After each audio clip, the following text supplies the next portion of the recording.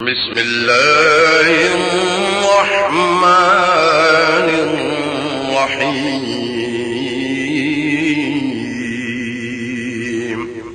سورت التین یہ مکی سورت ہے اور یہ 28ویں سورت تھی جو کہ نازل ہوئی تھی۔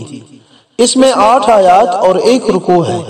بسم اللہ الرحمن الرحیم، اللہ کے نام سے شروع جو نہایت مہربان ہمیشہ رحم فرمانے والا ہے۔